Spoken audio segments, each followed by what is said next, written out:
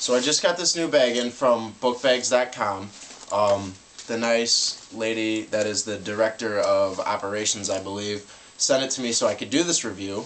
I had always wanted to buy one, but they're really expensive for some reason. This particular model, the Foley XS, is $145, which is rather expensive for a bag when you can go to a place, say CompUSA or another place like that, and get one for under 50. Almost all the bags are under 50 bucks there. I really like it. It's really engineered well. It has a lot of pockets in it. The front is magnetic, so you don't have to worry about any kind of latching mechanism. It just snaps shut and open and shut. The inside compartment, the main compartment for it, if you can't really see it, you'd have to feel it for yourself, but it's actually padded all the way around with thick foam, and it's not like flimsy or real soft. It's actually it's actually pretty dense, so you know there's a lot of protection in there. You know if you drop the bag, your computer is not going to be damaged. One problem that I have with this case right now is the case that I ordered for my MacBook. I got it from Spec Products. It does add a little bit of thickness to the MacBook, so it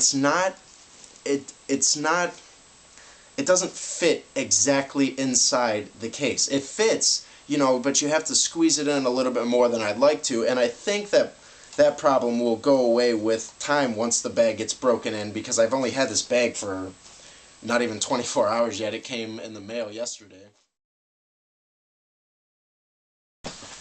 This is a case that I just got from Spec Products. I ordered it on Amazon.com and it was $43 shipped. You know, I had free Super Saver shipping, whatever that is that Amazon offers, which was pretty nice. You know, it saved me a few bucks on shipping. I really like it because the red color makes the MacBook stand out more. If you're in public, or if you're at a library would be public, I guess. If you're at a library, if you're at an airport, if you're anywhere, you know, red would catch someone's eye more, I believe, than the white. Which is just, you know, it's personal preference. If you want to stand out, you know, you can get a color. Spec also offers a clear case, a black case, and a blue, I believe. And for some reason on Amazon.com, all the other cases were like $4 more, $5 more. I don't know if they just, you know, had an abundance of these or whatever, but it, you know, worked out in my favor. I like the fact that the case keeps smudges, fingerprints, scratches, everything that you wouldn't want on the actual MacBook case. It keeps all those off, which is, you know, really nice. The case comes with, you know, a lot of heat dissipating cutouts in the back, and also on the both sides of it, where, you know, I see a little bit of a problem there. The case itself actually cuts off the air vents in the back, which it's understandable to a certain extent, because, you know, once you open this with the case, it'll only open so far because the two pieces of the case collide. I believe the MacBook will fold out more if the case were not on, but, you know, I'm willing to trade that up because I don't generally need to open it any further than this. But that's a problem you might want to consider before you go out and purchase a case. On the bottom there's 4 little rubber feet, so you're not actually setting the case down on anything. You're setting the little rubber feet down, which is nice. You know, it keeps every scratch from, you know, building up on the bottom. You know, one thing you also want to consider is this case is not meant for drop protection or anything like that. Although it won't, I don't believe it'll shatter. It's pretty high quality polycarbonate. You know, it's mostly just to keep, you know, the scratches, the fingerprints, stuff like that off.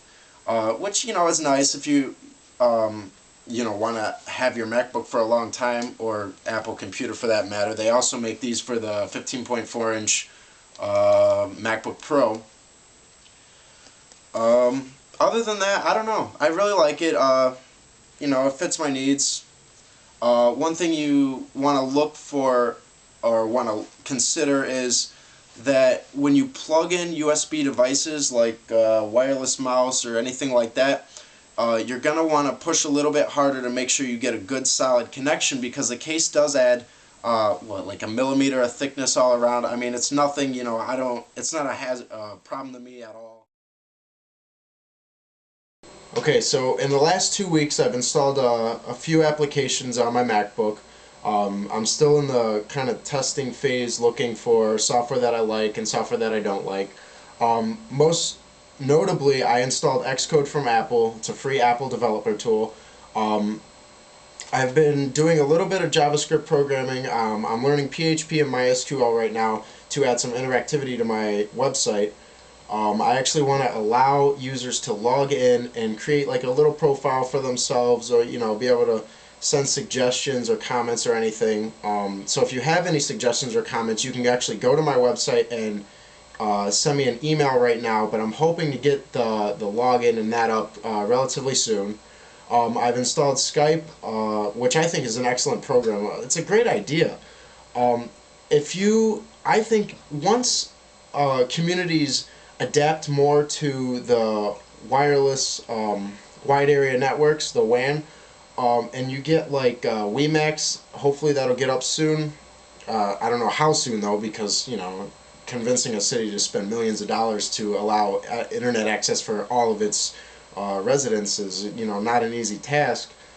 But once that gets up, there will really be no need for like a cell phone or a house phone, because Skype is free. You don't have to pay for it, and as long as you can convince other people to download Skype, then you know, you can talk to anyone for free. And you know, I like the overall idea of Skype. I've also installed OpenOffice 2.1.org or OpenOffice.org 2.1, which is the open source version of Microsoft Office, and I highly recommend it if you're looking for an open source solution to Microsoft Office. It's free, you don't have to pay anything for it, you download it to your computer, and you can save into OpenOffice forms, which I'm not sure what the extensions are, but you can also save into, for example, like a Word file saves as a .doc file, document file, which you can save that and open it into any kind of Microsoft application. I believe they have integration for Excel, Word, anything like that, which I think is really nice as a free kind of alternative to that. Going back to the initial iWeb problems that I've had, I haven't really found a good solution for them yet. I've done a few more Google searches, I've searched more in depth, but it's still the basic structure of what you need to do to publish to a non.mac server is still there. You still have to save it to your computer, and then you can, I found a way you can automate it to where it will automatically upload the new files every time you save them, every time you modify your website. But it's still, you know, it has its quirks for me right now. I created a current news feed for my website, and so far it hasn't.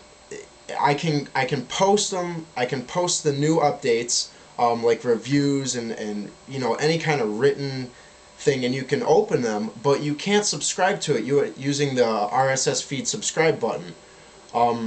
Also, I signed up to be an affiliate with certain vendors like Tiger Direct and the actual Apple Store, and I'm having a problem. They give you the exact code that you need to place into your website. Well, I haven't found an iWeb feature or an extension or anything like that where I can actually post code onto the actual website.